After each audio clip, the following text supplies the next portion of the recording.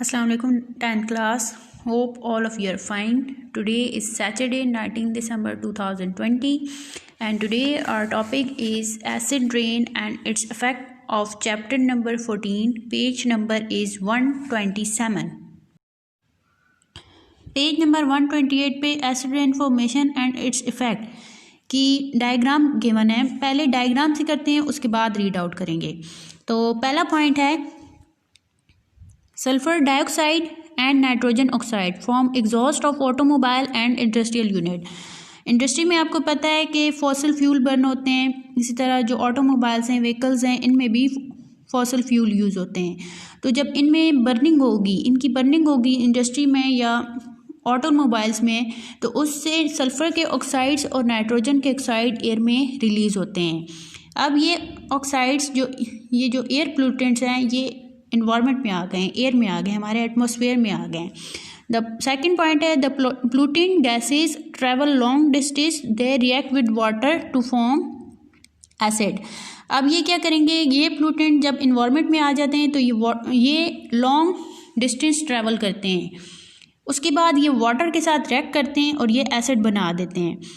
Third point क्या है कि कौन कौन से एसिड बनेंगे, जिस तरह सल्फ़र के ऑक्साइड हैं, जिस तरह सल्फ़र डाइऑक्साइड है फॉर एग्जांपल, तो सल्फ़र डाइऑक्साइड जब वाटर के साथ रिएक्ट करेगा तो वो सल्फ्यूरिक एसिड बना देगा H2SO4।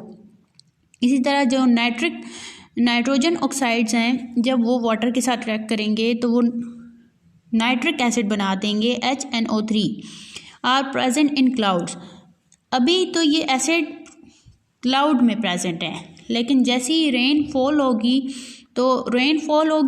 तो उसमें ये एसिड डिज़ोल्व होकर आएंगे रेनफॉल में, तो ये रेनफॉल होगी as acid rain. Acid rain की सूरत में जो रेन होगी वो बरसेगी, जो बारिश बरसेगी वो एसिड रेन की सूरत में होगी। The acid dissolves in rain water and fall as acid rain. ये फोर्थ पॉइंट है। फिफ्थ पॉइंट है the acid rain damage building. अब एसिड रेन का क्या होता है, ये इसके डिफरेंट इफ़ेक्ट्स होते हैं। ये बिल्डिंग को डैमेज कर देती है, प्लांट को डैमेज करती है, एनिमल को डैमेज करती है और एक्वेटिक लाइफ को डैमेज करती है। एक्वेटिक लाइफ को कैसे डैमेज करती है कि जब ये लैक्स में पहुंचती है एसिड रेन तो उससे फिशेस की डेथ हो जाती है। दी एसिड रेन डैमेज बिल्डिंग। इसके अलावा और क्या इफेक्ट है, acid rain washes salts out of the top soil depriving trees of nutrients। अब जो सॉइल की जो सबसे टॉप लेयर है, जो टॉप सॉइल है, उसमें जितने भी न्यूट्रिएंट्स हैं जो प्लांट के लिए ज़रूरत होते हैं या ट्रीज़ वगैरह के लिए, वो टॉप सॉइल में प्रेजेंट होते हैं।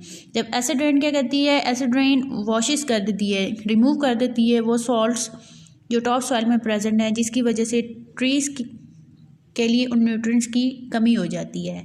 Acid rain acid water and metal salts run into the lake. अब ये एसिड वाटर या मेटल साल्ट ये कहाँ चले जाते हैं, ये लेक वगैरह में जब पहुँचते हैं। The acidity and metal salt in the lake increases as a result fish die.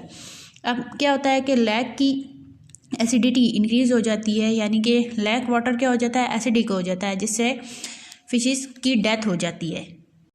Page number 127 से रीड आउट करते हैं acid rain and its effect. Burning of fossil fuels produce oxides of sulphur and nitrogen in air. जब fossil fuel burn होते हैं तो उससे sulphur के oxide और नाइट्रोजन के ऑक्साइड्स बनते हैं एयर में। वो कैसे बनेंगे कि फॉसिल फ्यूल में सल्फर होती है तो और नाइट्रोजन होती है, तो जब सल्फर और नाइट्रोजन एयर में रिलीज़ होंगे तो आपको पता है एयर में ऑक्सीजन होती है, ऑक्सीजन के साथ सल्फ़र और नाइट्रोजन रिएक्ट करेगा तो सल्फ़र के ऑक्साइड्स और नाइट्रोजन के ऑक्साइड्स बन जाएंगे। Rain water converts sulphur dioxide SO2 into sulphuric acid H2SO4 and nitrogen oxide to nitrous acid HNO2 को हम कहते हैं nitrous acid and HNO3 nitric acid. Normal rain water is weakly acidic because it consist of dissolve carbon dioxide of air.